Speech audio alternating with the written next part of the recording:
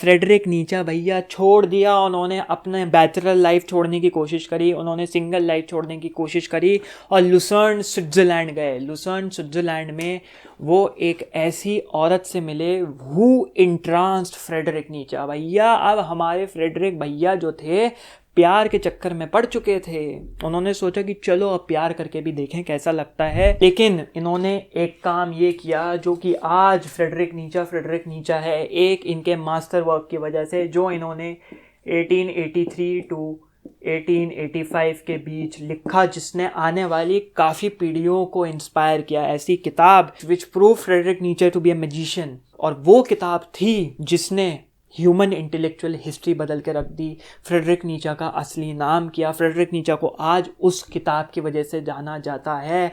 वो किताब क्या है बताओ, क्या है वो किताब? है फिलोलॉजी। क्या है भाई? Study of languages, study of ancient languages, उनके बीच का रिलेशनशिप कैसे आई, कहाँ से आई, एक दूसरे से लैंग्वेजेस कैसे डिफर करती हैं, उनका हिस्टोरिकल डेवलपमेंट और स्ट्रक्चर फिलोलॉजी होती है। उन्होंने एंशिएंट ग्रीस के बारे में पढ़ना शुरू किया और रोम के बारे में पढ़ा और एंशिएंट सिविलाइजेशन, ये सब पढ़ना उन्होंने शुरू किया। अब ये एक दिन घूमते फिरते भैया पहुंच गए कहाँ? एक बुक शॉप में पहुंच गए। वहां पे बुक शॉप में किताबें ढूंढ रहे थे। क्या करते हैं हम लोग, जिनको चाहे बुक पढ़नी है नहीं पढ़नी, किताब ढूंढ रहे हैं। वहां इनको एक किताब मिली जिस किताब का नाम था world as will and idea. याद करो किसकी किताब है ये? पिछले लेक्चर्स देखे थे कि नहीं देखे थे? किस फिलोसफर पे मैंने बताए थे? किस फिलोसफर पे बताए थे? बताओ भैया, कौन था भैया? आर्थर शोपेनहायर।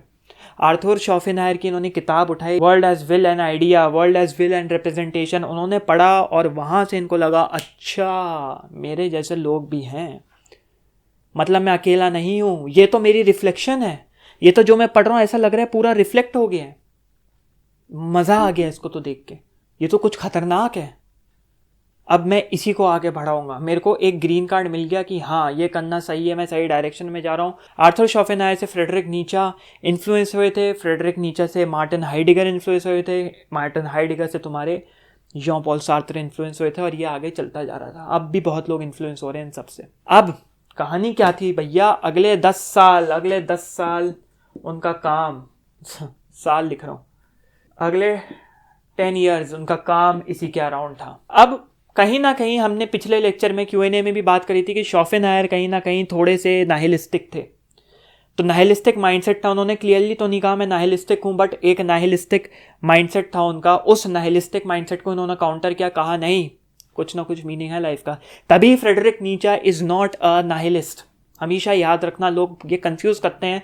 तुम वीडियोस देखते हो कि फ्रेडरिक नाइलिज्म के ऊपर, उस पर फ्रेडरिक नीचा का वो थप्पा बना हुआ है, मतलब फोटो लगी हुई है। बहुत फिलोसफर्स बोलते हैं नाइलिज्म उन्होंने नहीं पढ़ा है फ्रेडरिक नीचा को। He was an existential philosopher, कह सकते हो ही वॉज एन एग्जिस्टेंशियल नाइलिस्ट। बहुत फर्क है, आगे पढ़ेंगे, हाई लेवल फिलोसफी में पढ़ेंगे, एग्जिस्टेंशियलिज्म में पढ़ेंगे, बट वो नाइलिस्ट नहीं थे। क्यों? क्योंकि वो लाइफ के ये नहीं कहते लाइफ का मीनिंग नहीं है, लाइफ का मीनिंग है, उसको ढूंढो तो वो नाहिलिस्ट नहीं थे। ऑप्टिमिस्टिक नाहिलिस्ट कह सकते हो, एग्जिस्टेंशियल नाहिलिस्ट कह सकते हो, एग्जिस्टेंशियल फिलोसोफर कह सकते हो। नाहिलिस्टिक कहोगे गलत कर दोगे, चांटा खाओगे भैया किसी से भी। आगे इंटेलेक्चुअल ग्रुप में बैठ के फ्रेडरिक नीचा को कहोगे ना, लोग तो बोलेंगे अरे भाई फ्रेडरिक नीचा नाहिलिस्ट, भाई बहुत पता है इसको। लेकिन मेरे जैसे इंसान के सामने बैठोगे तो वहीं घुमा के दूंगा। क्यों? क्योंकि गलत बोल रहे हो। पढ़ो फिर आओ। 24 साल की उम्र हो गई अब इनकी, 24 साल की उम्र हो गई इनकी, फ्रेडरिक नीचा की 24 साल के हो गए 1869 में। 1869 को क्या बोलते हैं हिंदी में मेरे को नहीं पता। 1869 में इनकी 24 साल की उम्र हो चुकी थी और ये यंगेस्ट प्रोफेसर बन गए फिलोलॉजी के at the university of basal. ठीक है, अभी तक के शायद यंगेस्ट प्रोफेसर है। आज तक शायद वो रिकॉर्ड टूटा पता नहीं। बासल यूनिवर्सिटी में ये बन गए यंगेस्ट प्रोफेसर। और बासल यूनिवर्सिटी कहाँ है? स्विट्जरलैंड में है, जर्मनी में नहीं है, कंफ्यूज मत करना, स्विट्जरलैंड में है। यंगेस्ट प्रोफेसर बन गए और यहाँ पे इनकी पहली किताब आई इनकी सबसे पहली किताब क्या है फ्रेडरिक नीचा की? बर्थ ऑफ ट्रेजेडी इनकी पहली किताब है। इस किताब के बाद इनको लोग देखने लग गए कि एक रेडिकल थिंकर है, एक पैराडाइम शिफ्ट ला रहा है सोसाइटी में, कुछ अलग बातें कर रहा है। फिर भी लोग इसको ज़्यादा पढ़ते नहीं थे फ्रेडरिक नीचा को। ये इनकी बेचारों की हमेशा से प्रॉब्लम रही है कि लोगों ने ज़्यादा इनको पढ़ा नहीं। बट एक पैरोडी बट एक किताब लाए थे खतरनाक, बर्थ ऑफ ट्रेजेडी। और इन्फ्लुएंस किससे हुआ था, किससे इन्फ्लुएंस हो रहे थे उस टाइम पे? ये इन्फ्लुएंस हुए थे एंशिएंट ग्रीस से, और एक इंसान से जो आगे इनकी फ़िलासफ़ीज़ को डिफ़ाइन करने वाला था। वो इंसान कौन था? कोई फ़िलासफ़र नहीं था, कोई भगवान नहीं था, वो इंसान था रिचर्ड वागनर। रिचर्ड वागनर एक ऑर्केस्ट्रा कंपोज़र था, एक म्यूजिशियन था। उस वक्त का तुम समझ लो रॉकस्टार था, उस वक्त का तुम समझ लो माइकल जैक्सन था, उस वक्त का तुम समझ लो ड्रेक था, जिसके भी गाने तुम सुनते हो वो था रिचर्ड वागनर। ठीक है ना? मैं नहीं सुनता ड्रेक, माइकल जैक्सन गाने, एग्जाम्पल दिया, यही लोगों का नाम याद आया दिमाग में। जस्टिन बीबर, चलो लेडीज़ के लिए जस्टिन बीबर, रिचर्ड वागनर। अब फ्रेडरिक नीचा क्या कहते थे कि ये एक सल्यूशन है, म्यूज़िक एक ऐसा आर्ट फॉर्म है जो सल्यूशन है ट्रेजेडी का। जो अगर तुमने ट्रेजेडी के बारे में नहीं पढ़ा है, इंट्रोडक्शन टू फिलॉसफी जाओ, एस्थेटिक्स में देखो, ट्रेजेडी के बारे में बात करी भी, एरिस्टोटल और इन सब के बारे में बात करिए। ट्रेजेडी का एक सल्यूशन है। ट्रेजेडी मतलब कि तुम किसी थिएटर में जाते हो पैसे दे के रोने के लिए, रोती हुई मूवी देखने के लिए तुम जाते हो, वहाँ पे पैसे देते हो। इस ट्रेजेडी के बारे में बात कर रहे थे और कह रहे थे कि without music life is worthless. Without music life कुछ नहीं है। लाइफ, अगर लाइफ में मीनिंग चाहिए, लाइफ में एक वर्थ आती है, तो वो आता है म्यूजिक की वजह से। रिचर्ड वागनर के साथ इनकी गहरी दोस्ती हो गई थी। 6 साल पहले वो मिले थे, जब इनकी ढंग से मुलाकात आई उससे पहले 6 साल पहले मिले थे। बहुत अच्छी दोस्ती हो गई, एक दूसरे को लेटर वेटर भी लिखते थे। लेकिन फिर ये एनिमी बन गए रिचर्ड वागनर इनके। क्यों? क्योंकि नीचा ने देखा एक बार एक ऑर्केस्ट्रा में कि ये तो भैया पूरा पॉलिटिकल चीज़ें कर रहे हैं, ठीक है, एरिस्टोक्रेटिक चीज़ें कर रहे हैं, पॉलिटिक्स की तरफ जा रहे हैं ये। तो ये चिढ़ने लग गए, उनसे चिढ़ गए। और उस दिन उनको ऐसा हो रहा था, उनका म्यूज़िक सुन के सांस नहीं आ रही थी, ऐसे मतलब बुरी हालत हो रही थी उनके फ्रेडरिक नीचा की। और वो भागे वहाँ से, वो जो ओपेरा हाउस जो भी होता है वहाँ से भागे और खूब गाली देते हुए रिचर्ड वागनर को इन्होंने लेटर्स लिखे। और रिचर्ड वागनर ने उनको कहा ये पागल आदमी है, जो कि कहीं ना कहीं बाद में सच साबित हुआ। अब यहाँ से इनका डिक्लाइन कहीं ना कहीं लाइफ में शुरू हो गया था। अब ये यूनिवर्सिटी में जाके वापस नहीं पढ़ाना चाहते थे। कह रहे थे कि एकेडमिक टीचिंग, एकेडमिक स्टडीज़ उनकी क्रिएटिविटी ख़त्म कर रही है। एकेडमिक टीचिंग किसी की भी क्रिएटिविटी ख़त्म कर देगी। जो आज हम देखते हैं इंडिया में क्या हो रहा है भाई, सबको चाहे जिस बच्चे को मैथ समझ में आए नहीं समझ में आए, पढ़ा रहे हैं ज़बरदस्ती अप टू 10th मैथ्स पढ़ा रहे हैं, और कोई 11th-12th में भी ज़्यादा ऑप्शंस नहीं है। तो एकेडमिक लाइफ इंसान के क्रिएटिविटी को ख़त्म करती है। भाई उस तरीके से पढ़ाओ ना बच्चे को जिस तरीके में बचपन से उसका रुझान है। अब किसी और वीडियो में उसके बारे में बात करेंगे। लेकिन उन्होंने कहा greatest curse of life is academic teaching, ठीक है। और उन्होंने जो यूनिवर्सिटी ऑफ बासिल में पढ़ाने को कहा कि बासिलोफोबिया हो गया भैया, मेरे को बासिलोफोबिया हो गया है मेरे को, अब मेरे को यहाँ नहीं पढ़ाना, भागना है यहाँ से। फिर उन्होंने यूनिवर्सिटी ऑफ बासिल छोड़ दिया। जो वहाँ से थोड़ी बहुत पेंशन आती थी उस पेंशन पे उन्होंने जीना शुरू कर दिया। और इन्होंने कहा कि the key to life is one of the biggest, उनका जो कोट है, the key to life is to live dangerously. ये इनका तुमने सुना होगा कोट, फिलॉसफीज में उनकी कवर करेंगे, इसकी मीनिंग क्या है, अभी घुस जाएंगे, बहुत लंबा वीडियो हो जाएगा। लिव डेंजरसली भैया कोड है 4672। 2 मई 1879 को उन्होंने बासिल यूनिवर्सिटी रेजिग्नेशन दे दिया, छोड़ दी। ये 79 है, 74 एक बार क्रॉस चेक कर लेना। मैंने 9 को ऐसा लिखा है कि वो 4 भी लग रहा है और 9 भी लग रहा है, इसलिए बस। अब वहाँ से इनको इलनेस स्टार्ट हो गई। और इलनेस स्टार्ट होने की वजह से इनको डॉक्टर ने बोलिए भैया लिखोगे पढ़ोगे तो आंखें चली जाएंगी। और इनको बचपन से डर था कि मेरे पापा वाली चीज़ मेरे को ना हो जाए, जो उनको बीमारी थी जैसे वो ख़त्म हुई, मेरे को भी वो वाली बीमारी ना हो जाए। Illness struct him. और तुम ये समझो कि उस टाइम पे ये सिर्फ 20 मिनट के गैप्स में लिख पाते थे, सिर्फ 20 मिनट। ये 20 मिनट बैठ के ढंग से लिख पाते थे, 20 मिनट्स। तभी इनकी फिलॉसफी लॉन्ग टेक्स्ट नहीं है, तुम पढ़ोगे बहुत लंबी थ्योरीज नहीं है, डॉक्ट्रीन्स नहीं है। इनकी फिलॉसफी स्मॉल एफोरिज्म्स है, जो हमने ऑर्थर ऑफ एनायर में पढ़ा था। एफोरिज्म क्या होता है? अफोरिज्म्स हैं, जो जो जो सोशल क्रिटिक होता है या फिर रियलिटी हिटिंग वाली चीज़ें होती है, अफोरिज्म्स है, स्मॉल स्मॉल कोट्स है, स्मॉल स्मॉल पैराग्राफ्स है। इस वजह से इनकी फिलॉसफी इतनी लिमिटेड है, इन द सेंस बुक्स में इतनी लिमिटेड है। अब 1881, आई बिलीव 81 को 81 ही बोलते हैं, नहीं बोलते तो हम क्षमा चाहते हैं, अपने दिल से हम कोशिश कर रहे हैं कि सही बोलें। बट 1881 में एक फेलो ट्रैवलर ने, इनके कंपेनियन ने इनको कहा कि भैया जो तुम्हारे इतना दिमाग में दर्द रहता है और प्रॉब्लम चल रही है, तुम एक जगह जाओ, वहाँ तुमको बड़ा सुकून मिलेगा।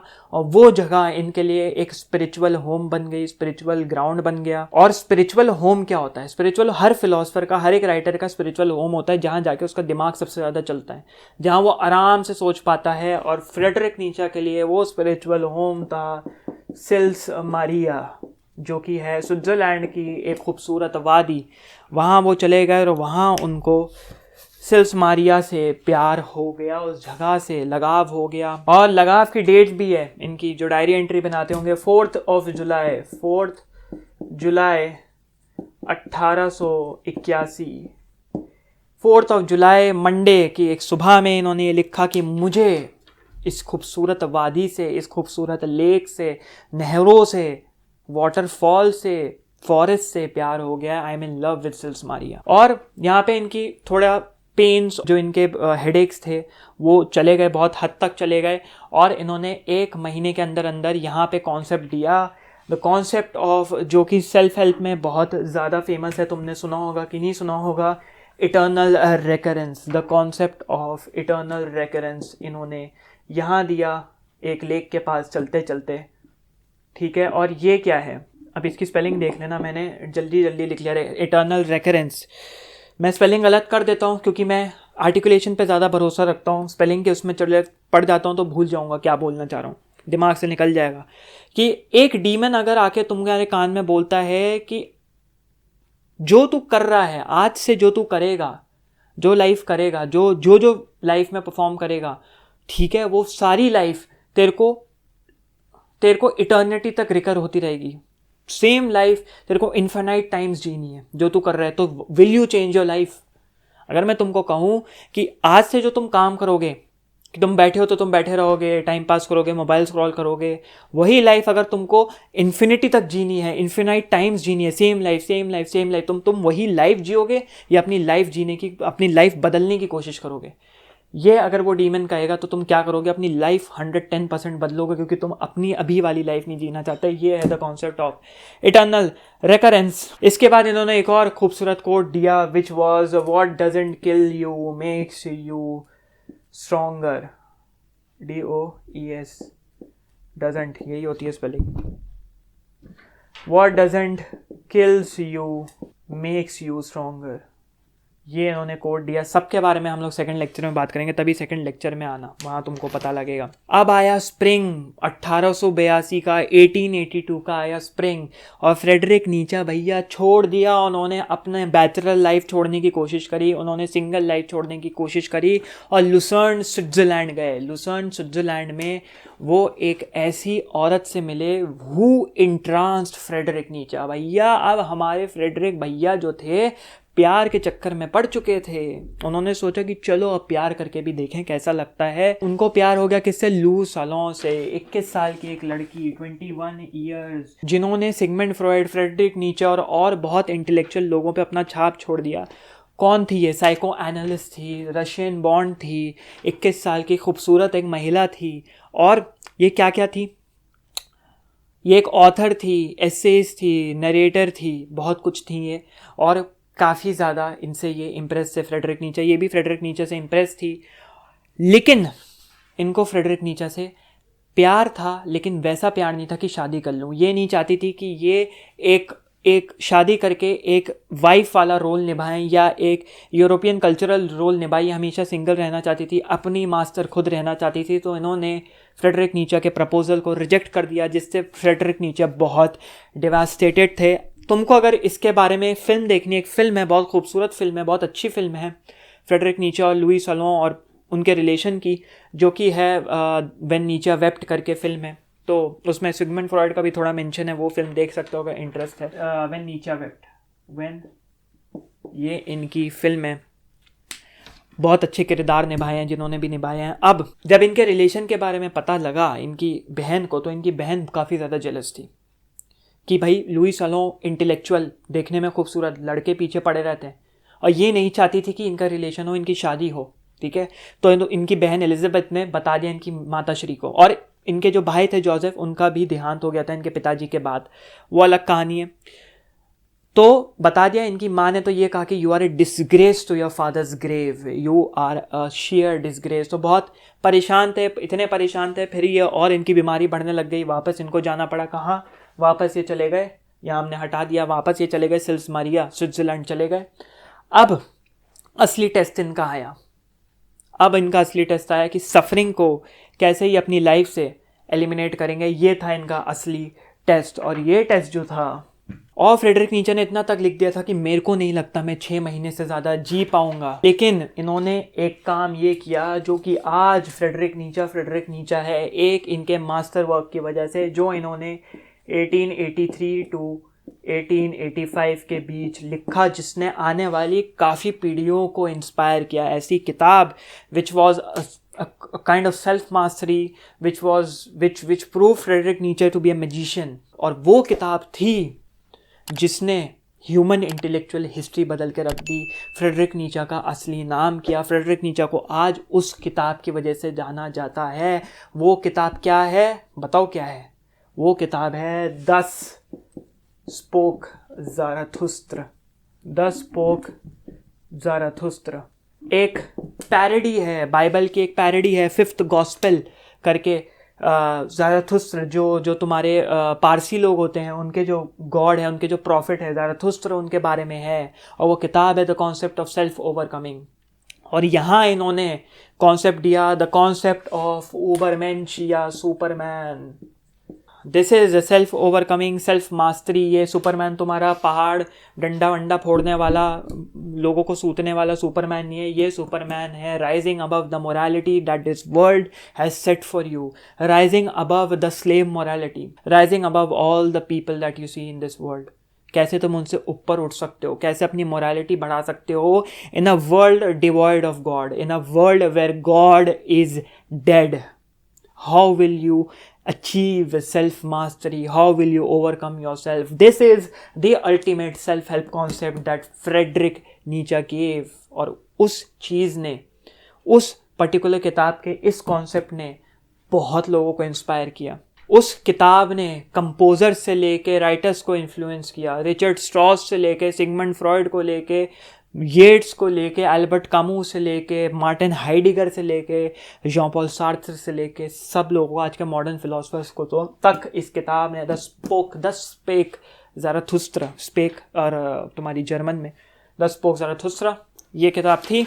अब इन्होंने अपनी जर्नी कंटिन्यू करी अक्रॉस यूरोप, क्रिस क्रॉस करते रहे, घूमते रहे, हालत इनकी ख़राब हो ही रही थी। इसी दौरान इन्होंने एक किताब लिखी, जिस किताब, इनकी किताबें बिक नहीं रही थी, और भी किताब बिक नहीं रही थी, इनको खुद पब्लिश करनी पड़ रही थी, कोई पब्लिशर नहीं मिल रहा था। इन्होंने एक किताब लिखी जिसको ये कहते हैं कि ये किताब बहुत टेरिफाइंग है, इनको खुद उस किताब को पढ़ के खौफ आता है, इस किताब को देख के इनकी हालत ख़राब हो जाती थी। वो किताब थी जिसमें इन्होंने क्रिश्चियनिटी की धज्जियाँ उड़ा दी, खोल के रख दिया भैया, क्रिश्चियनिटी को फाड़ दिया बीच में से, क्रिश्चियनिटी को। वो किताब थी